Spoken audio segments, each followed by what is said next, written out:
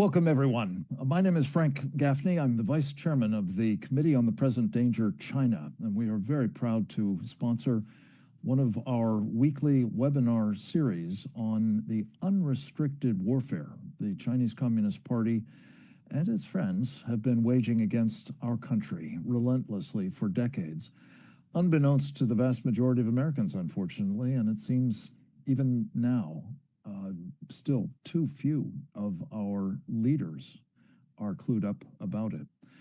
We consider this a public service as well as a privilege to speak to you all and those who will not be with us in person at the moment but will view this video in the days to come, because it's one of the most important we'll be doing, informed by what has happened very recently in Beijing and another city in communist China, in which the Chinese Communist Party put on the dog, in a manner of speaking, for a meeting of various heads of state under the banner of the Shanghai Cooperation Organization, also to witness, in most cases, I think, not all, but most, the parade of an immense array of advanced and very dangerous weapon systems that the Chinese Communist Party has been building,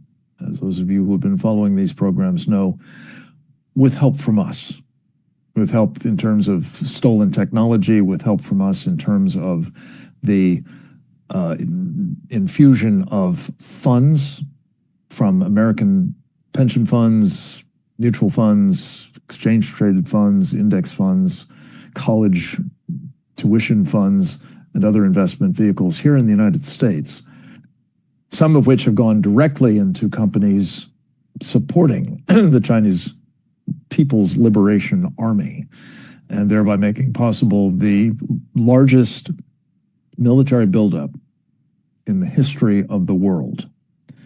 And recall, folks, that the weapons that were paraded in Tiananmen Square are by and large aimed at us, either our forces in forward deployed positions in the region of China or here at home as well.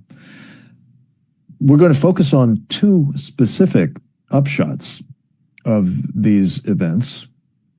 One is the issue of a newly announced, very explicit priority by Chinese dictator Xi Jinping, announced, as I recall, in the course of his welcoming statement to the SCO, as it's known, namely a commitment to a, quote, global governance initiative, unquote.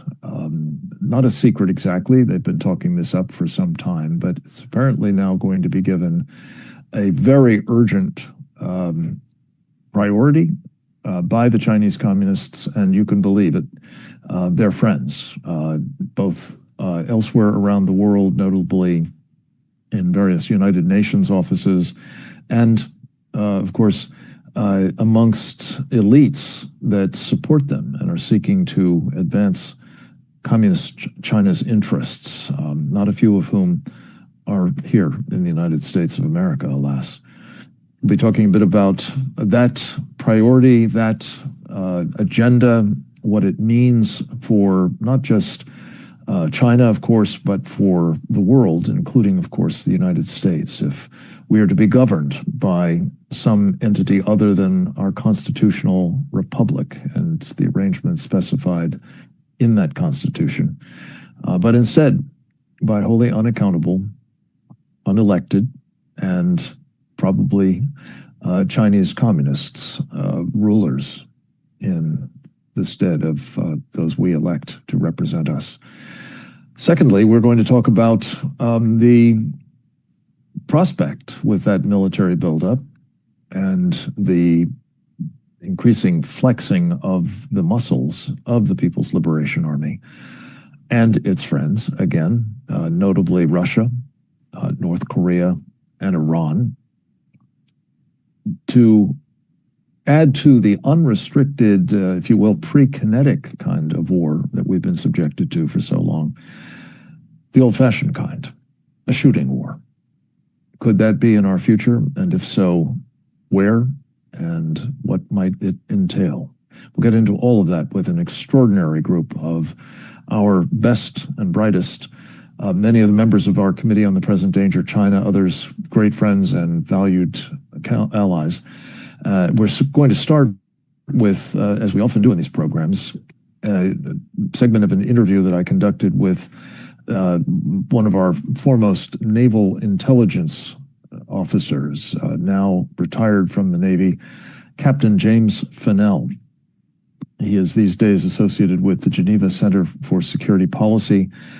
He is a member of our Committee on the Present Danger China. He is the co-author with Dr. Bradley Thayer of a very important book entitled Embracing Communist China, America's Greatest Strategic Failure. Let's go to the video with Captain Fennell now.